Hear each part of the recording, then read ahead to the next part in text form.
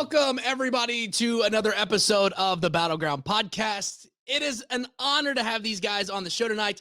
Guys that I really think that pre-pandemic I could go out and have a drink with. Now, probably they would drink me under the table because, well, that's part of what they do. Everybody, let's bring on the Bouncers from Ring of Honor. Guys, what's going on? Cheers, how's it going? Cheers. I got my wine, Bruiser. You got your wine? Bruiser, what are you drinking on? Let me guess. Please tell me, is it Yingling? Oh, God, yeah. Oh, my man. You've got to have the Yingling. Like, it's kind of funny because that was in college. That was the first beer that I was introduced to. It wasn't Busch Light or, Keystone or Milwaukee's Best. It was Yingling. And, I got introduced to Yingling Dark, and I was like, at first I was like, but then you grow on it. No, it's probably the greatest beer ever. And I actually didn't find out about it until I actually got married, and we were doing our honeymoon in Gettysburg, and we were wearing Brewer jerseys, and a guy saw us and he's like, "Hey, you guys from Wisconsin?" We're like, "Oh yeah." We told him what town we're from. He's like, "I'm from there too." I was like, "You like drinking beer?" I said, "Yeah." So we ended up just hanging out with this other couple for a while, and he goes, "I'm going to introduce you to a beer that's going to change your life." And he got me a Yingling tap, and it changed my life, and I've been addicted to it ever since. And the only place you can get is East Coast. Right. And like, I envy Malonis because he can have it whenever he wants. So he'll, like, when we do our happy hours and stuff, he'll show me the cans and the cases of beer he's got. I'm like, man, I'm so jealous. So every time we do the bubble, I make sure I buy an extra case and stick it in my overnight bag and bring it home with me. I was gonna say, yeah, I was waiting for you if you were gonna actually reveal the fact that you have packed beer in your suitcase home. Your wife texted me about this. Is he really packing beer in his suitcase home? Yes, he is. Hey, I'm under the weight limit. Who cares? You got to think, though, if you drink as much Yingling as you talk about, you got to think Yingling's like, let's capitalize on this and get him a sponsorship or something. But we were close last year. That might have been the worst pre-pandemic, and then pre-pandemic, we were actually talking with them, and they were going to wait until the next sales year, but then the pandemic hit, and we don't know what happened. So, well, things seem to kind of be going on the upswing. So hopefully that talks can come back again. And you mentioned the happy hour. How did things had to change during the pandemic? Ring of Honor, I think, was a very good company because we've had several people on, and the thing that everybody has praised of Ring of Honor is they still kept everybody on payroll. They still, kept everybody paying. But the thing that Ring of Honor did was doing innovative stuff like, showing the best of every weekend. And then something cool you guys do is the happy hour. So let's talk about that. Like, how did that come about? Yeah, it was actually funny thing is it was actually an idea we had that we had pitched on doing it very much in the vein of like Coleman's, Pulpit. We thought, hey, this would be a great interview segment to have on TV. And it just so happens, we pitched the idea. The world goes absolutely haywire. We get shut down. We can't do shows for months. And we went to Ring of Honor and said, hey, we'd love to bring this idea to, either TV or social media platforms. And, maybe it's something we can do weekly. And they love the idea. And I will say, like, it's awesome because they've given us the creative freedom. They've given us the ball and let us run with it. And it's been a lot of fun. And, and that's the thing is when you sit there and watch the happy hour, you can tell you guys are having fun. It is you and it's your persona that you put on TV is what you get. And is there ever a time that you're like, well, let me slow down just a little bit with the drinking during the happy hour? What's slowing down? What are you talking about? Slowing down? It's happy hour. Like, happy hour is meant to hang out with your friends and drink beer. We just try to be interviewable. We do double time at that point, Right. Slowing down. So I kind of want to go back to like how it all began for you guys. Like, what do you remember about the time that they came to you? Because you guys had a one-on-one match before you were a tag team. What was it like? I mean, who kind of thought of, let's put you two together as a tag team? Well, we joked about it. We totally so we wrestled. It was in like my home area, Lowell, Mass. And I'd already been around for a little bit, so we had already been like friendly with each other and would shoot the breeze and hang out backstage. And then we had the match, and we jokingly said like, "Oh, it'd be funny if like we were like a tag team or something." But Bruiser was with Silas at the time, and it was just kind of funny. So I was on Bruiser's already there, obviously, with Silas. And I had done the top prospect and a couple shots here and there, but nothing concrete. And I got a call. Boy, what was that? Maybe the idea came up like a couple days before TV, and I got a call and said, "Hey, can you be in Philadelphia, on Sunday? Like, we have something for you." So Yeah, it was Surprise. it, Yeah. it was Todd Sinclair, I guess, had been pitching the idea for a while because Todd's known me since I started Ring of Honor, but Todd Pants and Malonis go way back to like early days. And we were doing a thing where Salas and I were looking for a third person for the six mans. And we were doing these funny skits where we were like interviewing people and they just never lived up to what we wanted. And then I got to Philly the one day and they're like, "Oh, hey, Brian's going to wrestle Kenny King. You're going to do a run in and he's going to turn and join you guys and you guys are going to be a tag team." And I was like, cool. like Brian said, we had already been hanging out backstage, and just having a good time. So now it's like, oh, okay, cool, let's do this. And then it just took off from there, man. And then the rest is history. Because I mean, you sit there and you watch you guys come out, and it's like you don't see very many people just stroll out with a keg and a cigar. Like not since the Brooklyn Brawler days. Like you don't have the guy with the cigar. And I thought that was the cool thing because when I first saw you guys, it's like these are like my kind of guys that just come out, have fun, have some beers, have some cigars, and love to fight. That's pretty much it. Yeah, we drink and we fight. That's what we do. That's the best thing. Yeah, I mean, and the funny thing is, I feel like it's become a cliche now of like wrestling with your volume turned up is like, but it really is us. Like what you see is what you get with us inside, in front of the camera or out of the ring. It's not all that different. The same stupid things. I mean, maybe we're not fighting people in our hotel room, but the same stupid things that make us laugh on camera that we talk about, the same stupid things we're laughing about, joking about, we're drinking beers in the hotel room, afterwards. So, Yeah, and that's we had Session Moth Martina on, and that's kind of the thing that she said about you guys was like they really are what you see on TV is what you get off the camera Yeah. outside of the arena. And she was like, it's kind of hard sometimes to keep up and drinking with them. Yeah, when they hired her, so we were supposed to just do that one-off promo with her that was like introducing her to the Ring of Honor crowd. And when we filmed the promo, and they put it on social media, it became the #1 trending thing on Ring of Honor social media. And it was funny because we had a meeting with creative that day or the day before, and they told Brian and I, "Hey, we're gonna go a little more serious with you guys, and focus on all that." This promo comes out with Martina stealing the beer and all this stuff, and they call us back in the next day, and Brian and I are like, "Oh, great, we're getting fired. Like, we did something wrong. We're in so much trouble." And they're like, "We loved what you guys did with Sesh.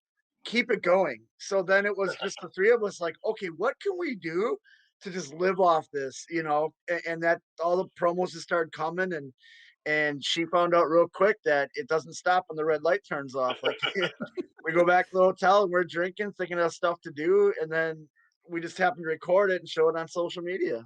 Yeah, the cool thing with that is like we were given a lot of, again, just like with Happy Hour. Like I think that's one of my favorite things of working for Ring of Honor, because I work for indie companies where I've had less control over what I do, and they have enough faith and trust in us to say, no, here's what we're looking for. You guys have the creative freedom, do it, and they've really appreciated the things that we've been able to put together, all the little funny videos. And I mean, that was the thing that really sucks about all this. We had some, we really had some good stuff that we've been doing with Martina, and so hopefully we can get back to telling that story at some point, and me being all smitten with her and all that good stuff. That's kind of, and that's what I'm hoping we get back, once it seems like things are kind of starting to get to normal. You see other wrestling promotions bringing in fans, and, hopefully that can happen soon with everything going on. And I kind of want to go back just a little bit, Bruiser, with your training, because you trained with probably one of the GOATs of wrestling, Harley Race. What was it like learning from Harley? And like, do you have any great stories about Harley? Oh, I got so many stories with Harley. I always say, hey, hold on, make sure you don't tell me that they're going to. I gotta make sure they're PG stories and that. And I've had a couple times where I want to tell a Harley story. My wife's like, nope, can't tell that one. Nope. That's how all wives are, man. But I started with a guy named Trevor Adonis, and that's why I say I went to like grade school and high school in wrestling, and then I went to college with Harley. And Harley was a stand-up guy. He was awesome. Like he taught us the business side of wrestling, how to handle yourself with promoters. If you have a contract come up, how to discuss contracts, how to behave when you're doing like extra work for the bigger companies and stuff. And he really took the business side and like instead of it being a hobby, it became my job. And man, I got so many great stories. One story I can tell was the reason before I found out what Yingling was, I used to drink Coors Light. That's my go-to now. And when I lived in Missouri, that's a Budweiser state because that's where Mhm. Budweiser's from. And I hate Budweiser. You know, born and raised in Milwaukee, it was Miller Lite all the time, Miller products. So Harley was a big Bud drinker, but Terry Funk was a Coors Light drinker. So he had brought Terry Funk in for a show and stuff. And we were at the bar afterwards and we're all drinking. And I kept telling Terry, like, I hate this Budweiser, man. He's like, oh, here, drink Coors Light. So that's all I started drinking. Well, we ended up getting pretty drunk. And there's this bar, it used to be called Buzzer McGee's, and it had 2 levels. So it had like the main floor, then it had like a little balcony area where people could hang out. So Terry, me, and Harley are all sitting down on the floor area, and up on top is this balcony. And Harley pulls these darts out. Now I don't know where he got the darts from, but it was a bucket full of darts. And it wasn't like, you know, you go to a bar, you see the plastic tipped darts and stuff. No, Yeah. these were the steel tipped English darts. Oh man. And he goes, Terry, what should we do? And Terry's like, I got an idea. And Terry takes them out and they start throwing them up in the balcony at people up in the balcony. And I'm sitting there going, what is going on? And they're like, come on, kid, do this. So here's the 3 of us throwing darts at people in the balcony. And then people turn around and look. And like, we'd all just sit there like nothing's happening. And after a while, like people realize it's Harley. And instead of being mad, they're all joking. They come down, buy a round of drinks for everybody. They're shaking Harley's hand and they walk away. And I look, I'm like, you can get away with anything. Like, this is crazy. Hey, Bruiser, I don't know if I've ever heard that story. This is the first time for me hearing that story. But I'm just gonna say, I love you, buddy. You're my best friend in the world. But I think maybe the Vincent with the darts in your back might have been a little bit of karma. I never thought about that. There Right. it is.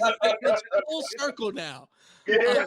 I mean, I could just sit there imagining. I mean, I don't think anybody would try to at least throw fists at Harley or Terry Funk or you. I mean, 3 guys sitting there. Nah, I'm just gonna walk away. I'll walk away with a dart in the back, stuck to the back of my head, crying, and I'll pull it out later and just be like, "This was a dart that they threw at the back of my head."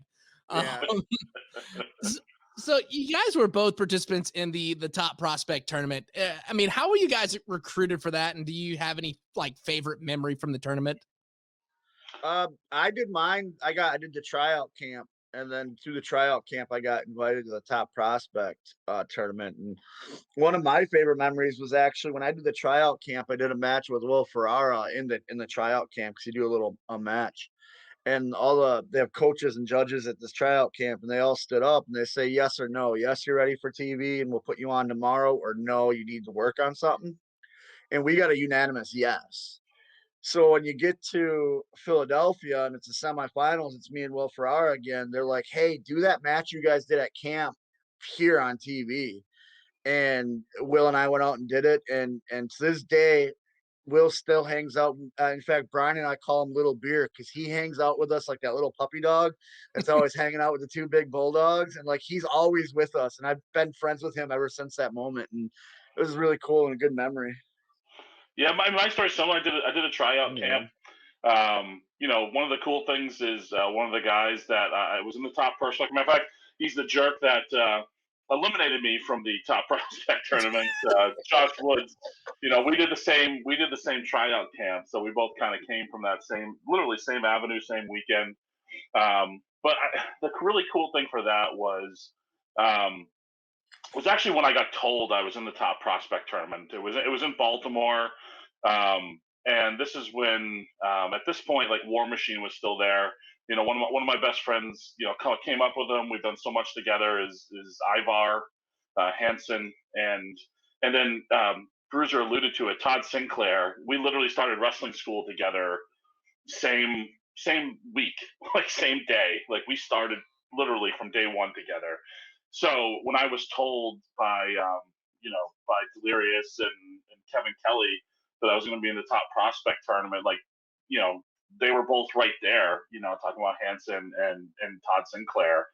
So just to get told that, which is, at that point, definitely the biggest moment and biggest turning point of my career, and to have, two of my best friends, two of my longest friends in the business right there, when I'm finding out, I think that's probably of the entire experience, probably my favorite, favorite moment, just because of, who was right there, who I get to share it with. Yeah, and that's got to be a good thing. The fact, like you said, getting to share it with your friends, and looking back when it's all said and done, you'll remember that as the big memory. I kind of got the story from Bruiser about the beer, but let me just ask this. We'll have a fun question. If the unfortunate event occurs where you have to only drink one brand of beer or wine, what would it be? There's no more Yingling. We'll put that out there. Cold beer. I'm a fan of all beer. Like I love going to these. Well, when we would go to towns, and Brian did this with me too. Is we'd find local beers and just try them and say, hey, what's something local around here, and give it a try. And that was a lot of fun traveling all over the country and being able to do that. But if I couldn't have Yingling, I would probably go with Acai. It's a Japanese beer. Because when I did the tour of Japan, their beer taps over there are the cleanest beer taps ever. And you literally go through about 9 beers before you realize you've had 9 beers, and it hits you because it's so clean and crisp.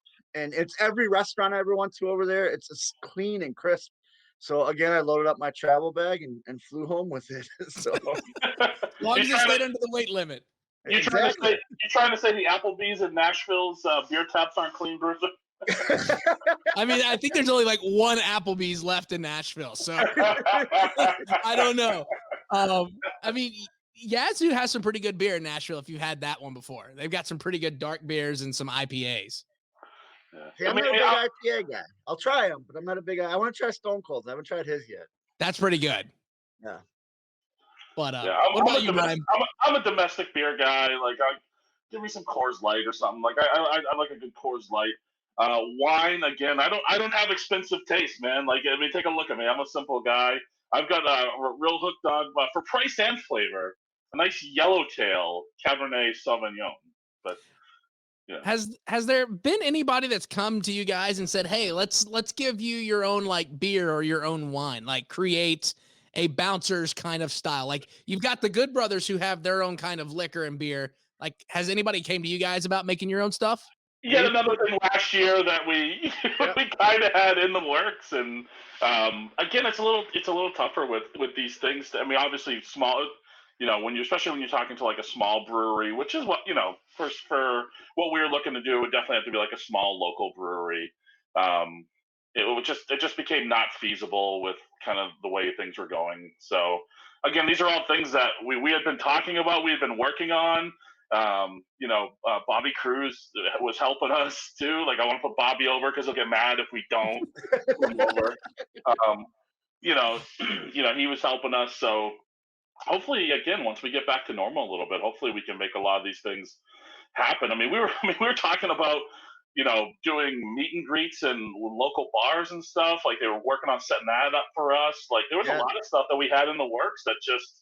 They were doing the marketing was trying to get a brewery tour for us where we show up a day early and do like a meet and greet at local breweries and stuff, because we had told them, and something happened to us where Brian and I were booked in Oklahoma, Tulsa, I think it was. And the show ended up getting canceled, but the promoter still brought us in. He still paid us and everything. And he says, "Hey, do you guys mind just doing like a meet and greet with people at my sponsors?" We're like, "Yeah, sure, no problem." You want a bouncer's drinking story? This is a bouncer's drinking story. Boy. If we're getting adjusted for this, let me get ready for this story. So we get into Tulsa about 10 o'clock in the morning and drop our bags off at the hotel, and then we go to this brewery and we start drinking, and we don't stop. 11 a.m. by the way, Central Time. Yeah, and it's we literally drank from 10 in the morning till 3 in the morning. And it was one of those moments where Brian and I were sitting in a bar, and Brian goes, "Man, our flight's in like 4 hours," because we had to fly the next day to here in Wisconsin for a show. He's like, "We got to get some sleep, man." Like, and I go, "No, man, it's only like 10 o'clock." And he looks and he goes, "No, dude, it's like 3 a.m." And I'm like, "Yeah, we got to get some sleep." So the voice of reason, Kikataro, Yeah, helped, that's right. helped us get an Uber. Yeah. But yeah, Kikataro, the guy that can barely oh, speak English, booked us an Uber to make sure we got to the airport okay. yeah, And then I mean, Brian ended up landing 2 hours before me for some reason, ended up crashing at my house and getting some sleep. I get off the plane and we go directly to the show, and the first thing we do is crack open beers, and people are like, "Are you guys nuts?" We're like, "No, man, hair of the dog." There you go. That's what you got to do, man. and I gotta fly home the next day, like home, like Yeah. we can talk about fun on the whole discussion about Martina storyline. I'm married with 2 kids, so Mama's been home with the kids without without me for a couple days. She sees my social media where I'm clearly out having a very good time. So you get in the So, door, you already know you're in trouble. oh yeah, I'm in a doghouse already. So she don't care if I'm hungover. But we drank, and so my flight was at like 6:30 Yep. Milwaukee time. I'm going back to Eastern time, which is an hour ahead. So we stayed out till 2:30 Yeah. again that night, drinking Close the bar. chicken beer all night. And then falling asleep watching TV, watching bad wrestling. Because for some reason, when Brian and I get drunk, we want to watch just bad wrestling for some reason. So we literally YouTube just bad wrestling clips. That's how you balance the working for the company that produces the best professional wrestling on the planet. Like by the end of a Ring of Honor show, I've had enough of the best wrestling on the planet. I want to go, You want to watch see the some of stuff the that's worst. like, I'll never forget. I went to a wrestling event here in Nashville. It was like in Madison, and it was legitimately in the back of a discount tobacco and liquor store. Like, this was the most redneck thing I've ever been to in my life. And like, so you get in there, the ring, when you attempt to stand on the top rope, you're like this, trying not to like hit the ceiling. And I remember the last night I went, like something went down. I think there was like real heat during the match, and a Yeah. guy got a cinder block smashed between his legs, like Oh, of legit course. Of course. sledgehammer. A fan was throwing a chair at a manager, and I was like, well, the hell with this shit. I'm out. Like, I'm done. I was like, I ain't coming back. And I don't know whatever happened to that wrestling organization, but I was like, yeah, we're never going back to anything in the discount tobacco liquor store. So Yeah, and that's what we'll we be want. good there. That's right up our alley. Like I don't want to watch wrestling that is like Yeah. it's just like not all right. They're not very good or something. Like I want to laugh at it. It's so comically bad. Yeah. Yeah. It And makes us kind of, respect where we're at, because like we're at one of the greatest companies in the world. I mean, we watched Matt Taven and Jay Lethal go for an hour in almost a wrestling clinic, and that night we watched some 2 guys think they're wrestlers go for 3 minutes, be blown up, and can't even clothesline one another without breaking each other's noses. you talk about watching some of the best wrestling, and Ring of Honor has been putting out an amazing product. And let's kind of something really cool is the ROH Bubble. And of course, you could follow ROH Bubble on Twitter and just see all the amazing stuff that you guys are posting behind the scenes. So what's it like being in the bubble? It's No, I mean, in all honesty, like we have, it's you know, you're isolated. You're by yourself. Like you got to definitely bring things to amuse yourself. So we bring our PlayStations. We text nonstop. You got to bring stuff to amuse you. Bring books. We all do DDPY. I think the whole roster does DDPY workouts. But really, we understand that why they're doing it, why Ring of Honor has been so strict, why they're looking out for us. We feel, I think the biggest thing, again, all of us have families that we got to go home to. So I think the biggest thing for me and having that peace of mind of I can go, we can do our job, and we can be safe about it, and come home and keep the people we love safe too, because of how they're looking out for us. Yeah, because we're constantly being tested. We get 3 tests the whole time we're there. we're in our rooms. Like they literally will. They have it set up with the hotel where if we like DoorDash or Uber Eats food, they drop it off and they have designated people to bring it to our rooms. So Oh there's wow, that's no cool. contact at all. Yeah, like Ring of Honor's going above and beyond. I'm gonna say it again. Ian King, Dave Floridia, and Merch Boy Todd. They're the three powerhouses behind the bubble. They're the ones that set up the schedule for our testing, for our physicals. They run the shuttles back and forth to the venue and to the dojo so we can do our tapings and stuff like our pre-tapes. And man, they're rock stars. And it's better now. When we first were there, but we were there for 8 days, I think, Brian, and now it's Yeah. streamlined to like 5. So it's not Nice. it's you just gotta find a way to entertain yourself, hence all the videos and stuff. And like this last one, Chuck down in room service won't give me my beer until the last day. So I had a big argument with him and you I mean, know. I always like it, especially the first day or two. I have a 9-year-old and a 5-year-old, and so to have and I've been locked up with them since last March. So to have a couple days away isn't, that's not so bad either. Right. Yeah. And of course you get to do something you love. Yeah. You're away for a couple of days, but you get to be back with the family. And like you said, I mean, every time that we've had somebody on from Ring of Honor, it's nothing but high praise of how they handle the bubble, how they handle the testing. And, I think a guy that you're going to be facing this weekend when we had Mike Bennett on, he was talking about getting a PS5 somewhere down there. But let's talk about that. You've got a big match happening this weekend. I mean, you're taking on Matt Taven and Mike Bennett. And, I don't think that Mike and Matt are fully aware of what's going to happen with them when they step in the ring with you guys because they're too focused on Vinny at the moment. Yeah, Yeah. I mean, this is a big chance for us. I mean, right now they're number one in the tag team rankings. Yep. And we know their history. I mean, you talk about the history of OGK, with New Japan, with Ring of Honor, one of the best tag teams, in Ring of Honor history. The magnitude of the moment and who we're getting to step in the ring with is not lost on us. I think Bruiser gets a little mad because I've said this a few times, but these guys are my buddies too. I've known Taven almost since the day he started. I've known Mike Bennett almost since the day I started. The first time me and Mike Bennett locked horns was like 2003. So these guys are my friends too. But hey, sometimes your friends stand in your way of things you want to accomplish, and you gotta do what it takes to win. And Yeah. without the crowd there and stuff, we kind of have a new attitude where it's a little less fun, haha, with the crowd because there is no crowd. So we're focused on winning and doing what it takes to win.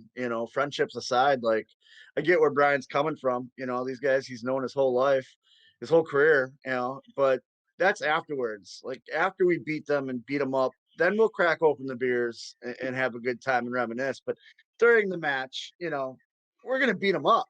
Right. Like we're like literally the biggest tag team in Ring of Honor, and we want to get to tag team gold. They just happen to be in the way of Well, I Right. beat them up Exactly. before. I've beat them up before. that.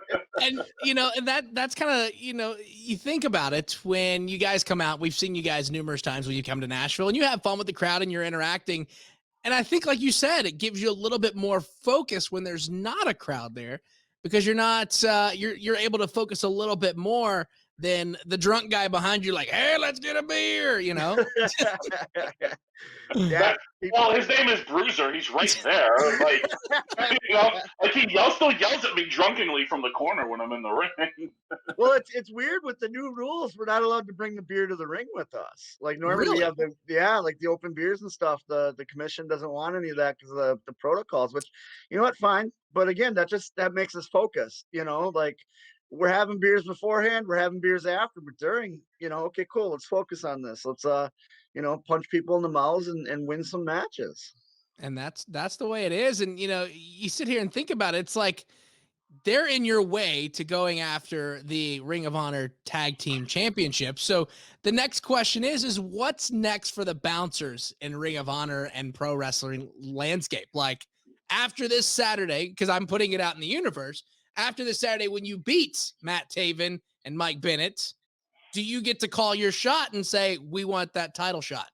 I sure hope so. I mean, we don't want. Here's the thing, man. We don't want to be the Chicago Cubs or we don't want to be the lovable losers. We want to establish a legacy here. I mean, we've already made history of we're the biggest tag team in the history of Ring of Honor, but we want to make that history of winning matches too and winning championships. I think there's a long history of great tag teams in Ring of Honor, and what's next for us? Well, the important thing for us is to etch our names next to those that have come before us, because we understand again the magnitude of those names, who those people are, and just because somebody has an impressive resume doesn't mean they can't be taken down a peg. Yeah, it only Exactly. takes 3 seconds to pin somebody, and pinning Matt Taven, a former Ring of Honor world champion, that says a lot, and we're gonna do it. What's in the future? Future is us being tag team champions.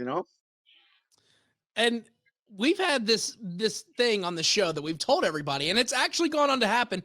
Everybody that has been on this show has gone on to win tag team gold. Now, we did have Mike and Matt on, but we didn't have them together, so that does not count for them. But you two guys are on together, and we're going to say that you're going to win tag team gold because we had PCO on before he was the ROH champion. He came on the show 2 weeks later. What do you know? He wins the title. So we're putting that out there for you guys. Yeah, and I think they're also kind of distracted with Vincent. I mean, Brian and I, we had our dealings with Vincent. We for 6 months dealt with him. Hence starts in the back. And you can't underestimate him. And Taven's had his hands full, so maybe they're going to be a little too distracted, and we slide in and win. That's the way to do it. Because, I mean, like you said, they're going to be distracted with Vincent, and they're going to continuously be looking over their shoulder the entire match because Vincent, you never know where he's going to be. Yeah. And that's the scary thing about Vincent. Well, he's a creep. He's a creep. we had him on the show before this new persona, and let me tell you, back then he was nice. Now scares the living hell out of me. So, but one last thing, like where can guys, everybody keep up with you? Merchandise, where can they buy that at? What do you want to tell everybody else that's listening right now? Yeah, I mean, mine are simple. Brian Malonis on Twitter, Brian Malonis KP on Instagram. And if you want a T-shirt, BrianMalonis.com. Lots of good bouncers T-shirts, Brian Malonis T-shirts, and just watch us in Ring of Honor. We're locked in, we're ready to go, and we're excited to. We got robbed just like everybody else of last year, so we're about to make 2021 the year of the beer. Yeah, there it is. I'm at BCB Winchester on Twitter, the Beer City Bruiser on Facebook, Beer City Bruiser on Instagram, ProWrestlingTees.com/Beer City Bruiser for t-shirts. I'm on Cameo, which is just Beer City Bruiser on Cameo. I'll do a shout out and stuff. And normally if Brian's with me, he jumps on there too. My YouTube page is Beer City Bruiser. Then if you go to the ROHWrestling.com, they got all of our merchandise on there. They got masks and koozies and DVDs and t-shirts and all that. So all that fun stuff. Well, Brian, Bruiser, the Bouncers, greatly do appreciate you guys coming on the show today. And we look forward to seeing you kick some ass this weekend against Matt Taven and Mike Bennett. Oh, we can't wait. Thank you.